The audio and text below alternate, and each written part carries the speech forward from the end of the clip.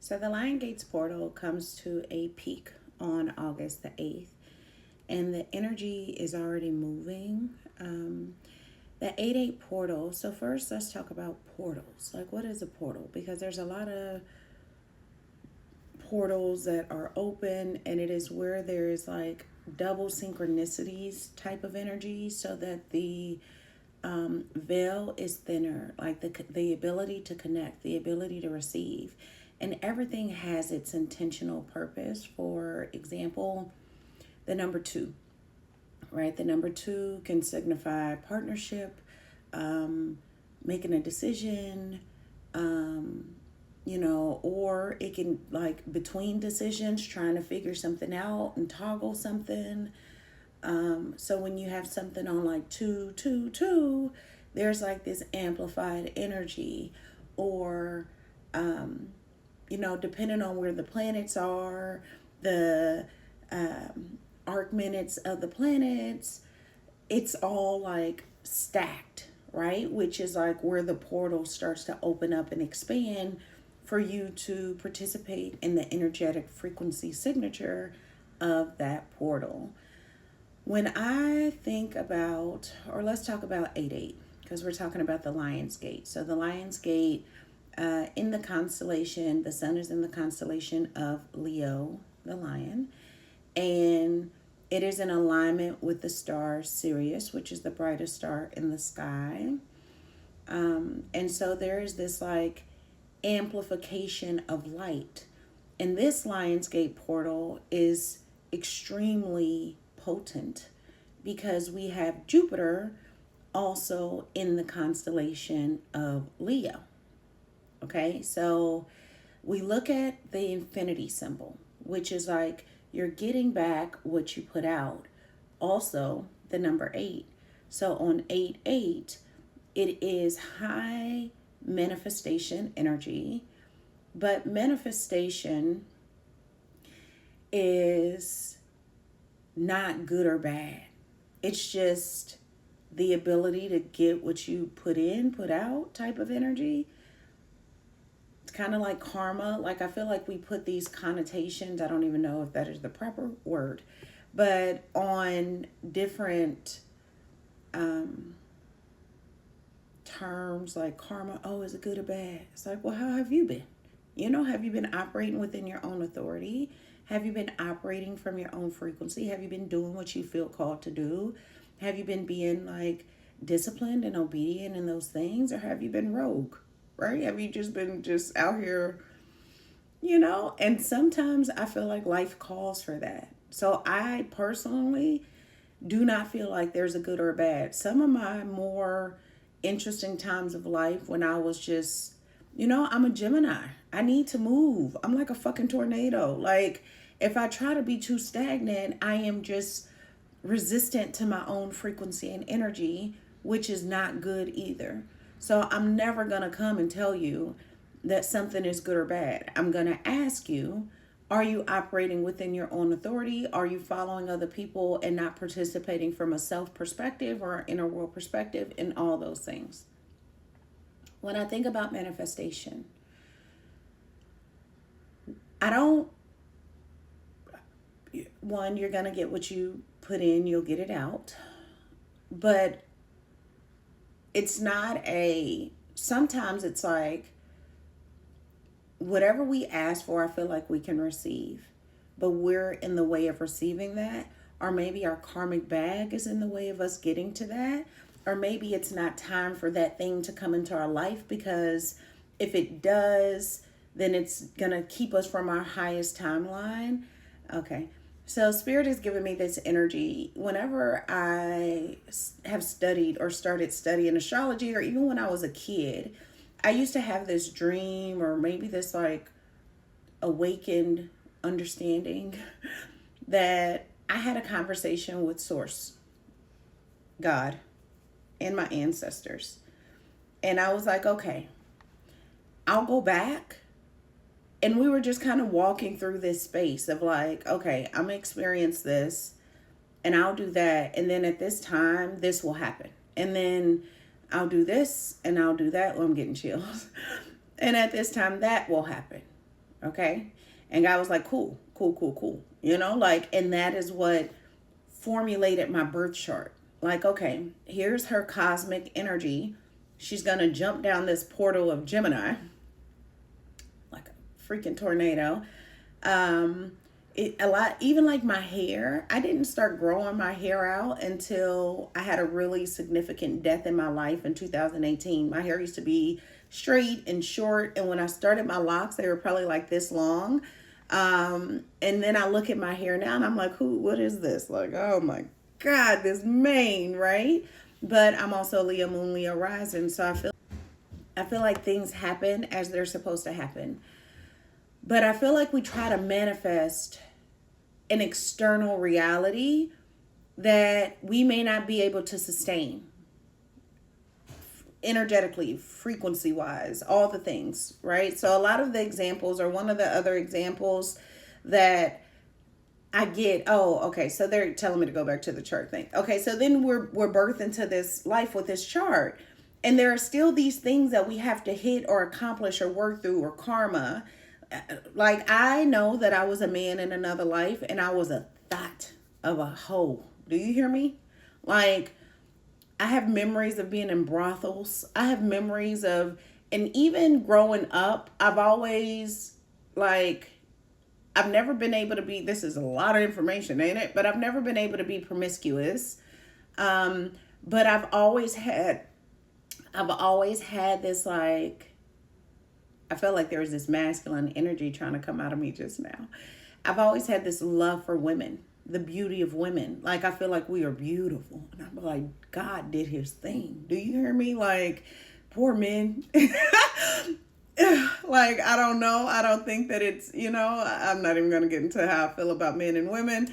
But I know that I was like, I wasted away a lot of life and a lot of things. So when I came into this life, I feel like I chose a bigger avatar.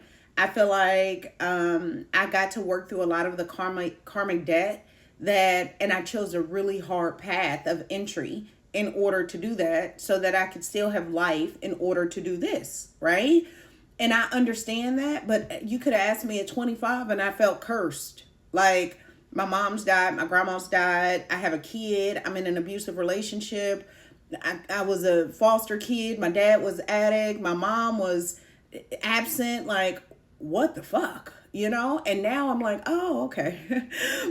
I've healed. So now I have a different perspective and understanding of why I've chose those things. So I feel like we try to manifest. Like, I want wealth. I want a good relationship. I want all these things. But you have to be in alignment to match the frequency of what you call in. Okay? That is like rule number one. If not, then you won't be able to sustain it or keep it. You might get a glimpse of it and you may be looking at other people's lives like, oh, I want that. But do you really? Right? Like, do you really? Because there's more than just the visible 20-second scene that comes with it. So when I think about the Lionsgate portal and this energy that is very potent, I want you to be conscious of what it is that you're manifesting. I want you to think about what it is that you want and where you are in receiving it and manifest that thing, right? I need to better understand financial security, God. I want to understand love from myself. I want to love myself so deeply. I want to date myself so deeply so that I am in alignment with love and I can bring in a healthy relationship. I want to break this generational curse because I can see that I'm acting just like my mom and my grandma out of fear, out of pain, out of hurt, or just like my dad and my granddad out of, inability to be vulnerable. And I want these things. And because I want those external things, I want to manifest that energy within my frequency. And that is like a really good way to use this 8/8 Lionsgate portal.